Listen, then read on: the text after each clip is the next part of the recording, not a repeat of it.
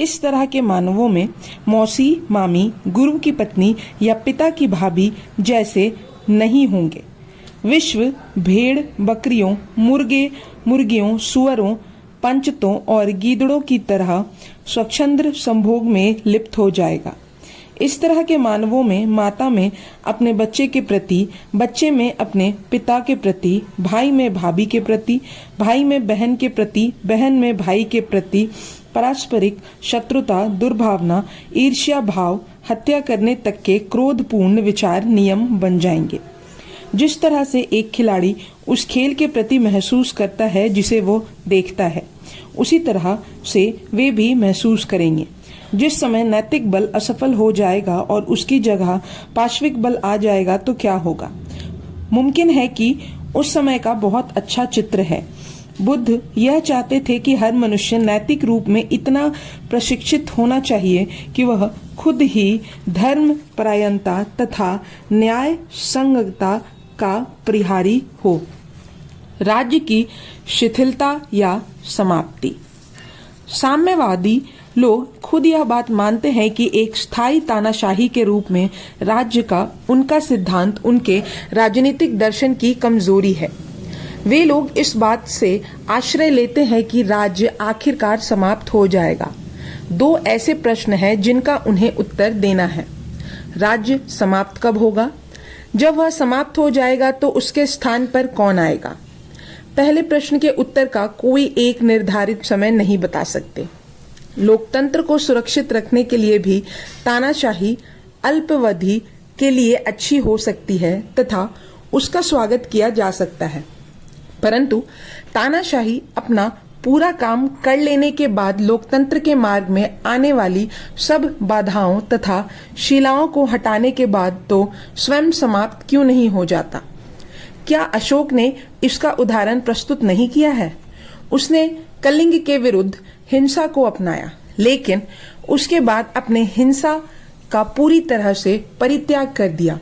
अगर आज हमारे विजेता सिर्फ न अपने विजेताओं को बल्कि खुद भी शस्त्र विहीन कर लें तो पूरे विश्व में शांति पैदा हो जाएगी। साम्यवादियों ने इस बात का कोई जवाब नहीं दिया है। जिस समय राज्य समाप्त हो जाएगा तो उसके स्थान पर क्या आएगा?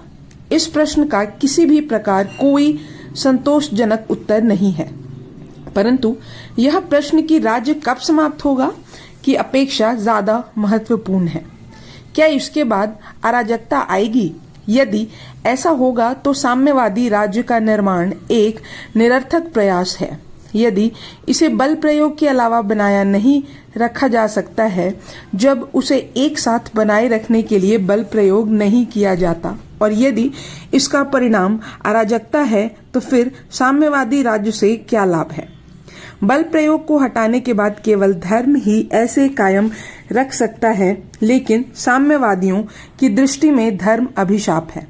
धर्म के प्रति उनमें इतनी गहरी घृणा बैठी है कि वे साम्यवादियों के लिए सहायक धर्मों तथा जो उनके लिए सहायक नहीं है उन धर्मों के बीच भी भेद नहीं करेंगे।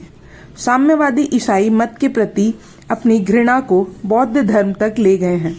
उन्होंने इन दोनों के बीच अंतर की जांच करने का भी कष्ट नहीं किया। साम्यवादियों ने ईसाई मत के विरुद्ध दोहरे आरोप लगाए। ईसाई मत के खिलाफ उनका पहला आरोप यह था कि वह लोगों को परलोक के प्रति सजग तथा इस लोक में दरिद्रता भोगने के लिए बाध्य करता है।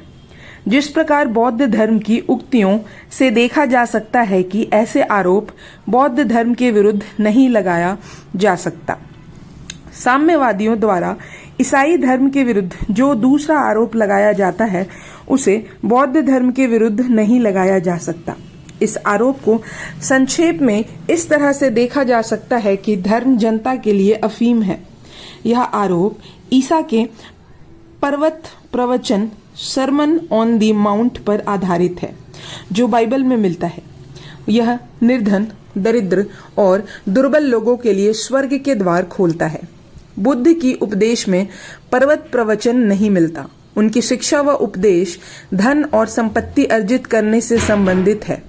मैं नीचे बुद्ध के द्वारा इस विषय में उनके एक शिष्य अनंत पिंडिक को दिए गए प्रवचन का उल्लेख बता रही हूं।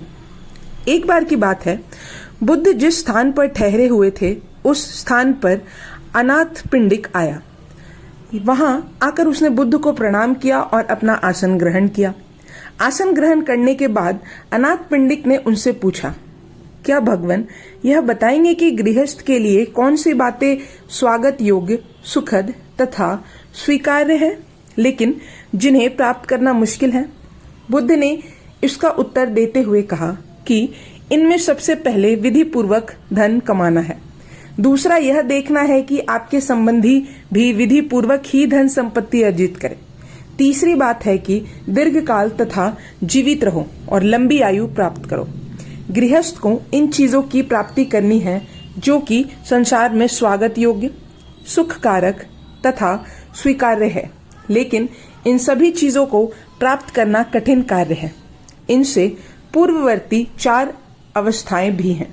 ये 4 अवस्थाएं श्रद्धा, शुद्ध आचरण, स्वतंत्रता और बुद्धि की हैं।